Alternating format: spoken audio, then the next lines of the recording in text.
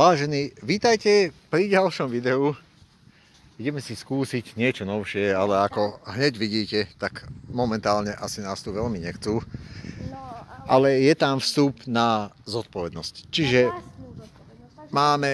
ideme na vlastnú zodpovednosť.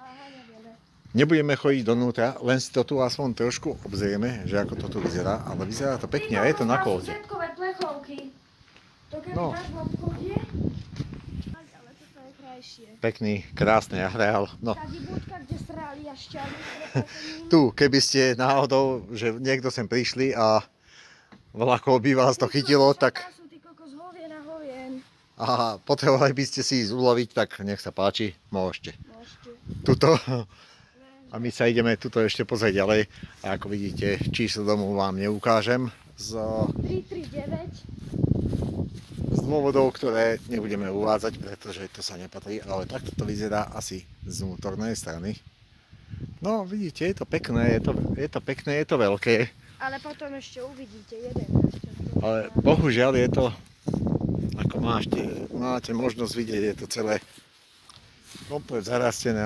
Viete čo, toto keby sa vyčistí tak, úplne komplet, tak super. Povedzte mi, že z tohto a z tohto tu vedľa, že by sa nedal urobiť hotel a reštaurácia.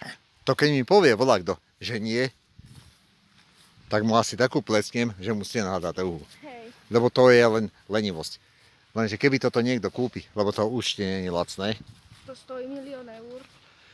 Toto, keby volakto kúpi a spraví z toho hotel a reštiku, tak to má túto zlatú baňu.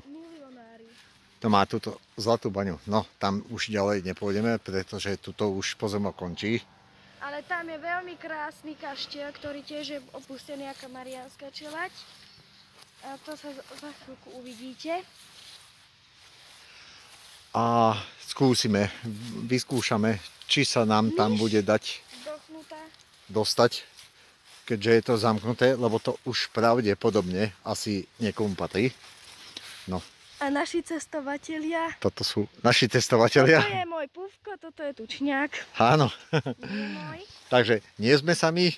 A v aute mám ešte Labubu a otca, ktorý neviem čo robí, ale je to jedno. No a mohli by sme zohnať zapaložať, lebo ja by som si už rád aj zapálil jedno asi. Vážený. Viete čo, keď sem pôjdete, tak si zapálte ešte predtým. Lebo keď sa sem dostanete, tak nebudete mať chuť si zapáliť, keďže to budete pozrieť. Ale pozrite napríklad na toto. Na tento oblúk. Nevyzerá to pekne? Vyzerá. Však to je nádhera. Tam keby sa dajú okná, však to máte znútra, ako keby tam bola tá reštaurácia vlastne. A toto keby sa dá odtiaľto, že preč. Aj toto, tu, keby sa dá preč, tamto. Aha, pozrite, tam sme ešte neboli. Vyzerá to, že tam sa dá možno aj ísť. Dvere sú vylomené, ale to nám, cestovateľom, nejako neprekáža. A prhlavu môžeme. Vieš čo? Presne. A my, ako správni cestovatelia, sa sem veľmi ľahko dostaneme. A ako vidíte, no, bedničky tu je nejaký spodák, čo tam bol, asi pravdepodobne. Tuto tiež muselo byť niečo, tu sú tiež nejaké dvere, ktoré už nefungujú veľmi, ale na tie musíte dávať pozor, lebo tam je sklo. Ale to vám nemusí prekážať, lebo tu je, ako si všimnete, toto je úplne jemné, to je liatý betón. To znamená, že tu by to stačilo len vyčistiť, pozametať, dať okná a tuto máte miestnosť ako vyšitú. Takže ten, komu to patrí, tak mu odporúčam, keby začal s týmto elektriku natiahnuť. Možno tu nejaká elektrika je, ale to by sa dalo vyriešiť veľmi jednoducho. A pozrieme sa ďalej, tu máme tiež ďalšie miestnosti. No, tam je tma, takže tam toho veľa neuvidíme, keďže nemáme svetlo. Zabudíme si zobrať žížu. A tuto tiež.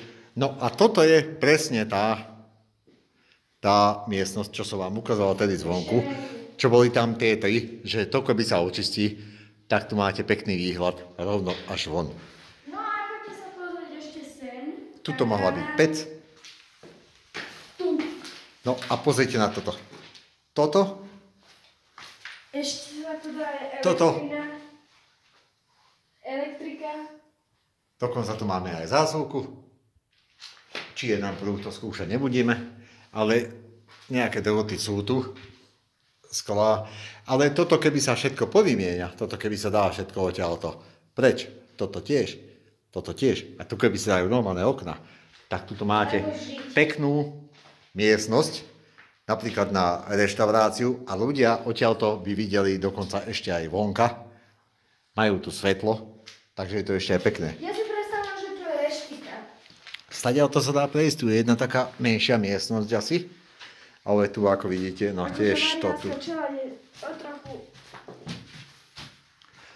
Tuto ako vidíte, no tiež to tu nie je, boh vie čo, tiež to tu vyzerá všelijako. Tam je tma, tam je nejaké zakadlo. To tiež nejaký oný bordel. A to tiež ako... No ako múry sú robené, vyzerajú byť robené pevne, vyzerajú byť robené kvalitne. Ako aj toto. To je pevné. Múry v panelákoch nemajú takúto silu. Však toto je pevné. Toto je úplne pevné. Nevieme, čo tam je, ale my sme ich vyrobili.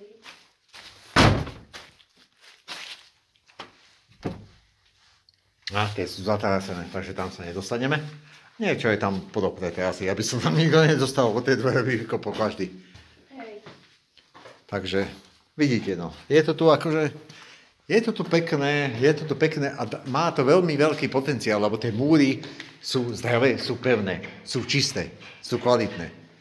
Len, viete, jeden problém je to, no, vidíte, bordel, lebo sem chodia nejakí ľudia sem a no, tu je aj reťaz, čiže niekto to sem zjavne dal a už by sa to dalo urobiť nejako lepšie a je tu elektrická skriňa jedna, je tu elektrická skriňa druhá, hore máme ešte aj jednu. Prídite sem, kolpa, prídite sem a... Tieto múry, ako to je,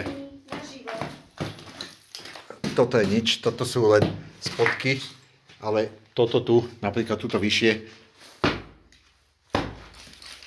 vidíte, to nepustí, to absolútne nepustí. To je poctivý, starý, československý betón. Dojdite sem na koltu a uvidíte sami to aj naživo. My dneska budeme behať po takýchto kaštieloch. Takže, na teraz sa s vami lúčim a pozdravujem vás, výletníci a tučňák. A ešte uvidíte, ideme pozerať ďalej a uvidíte ešte ďalej iné. Takže zatiaľ pekný deň.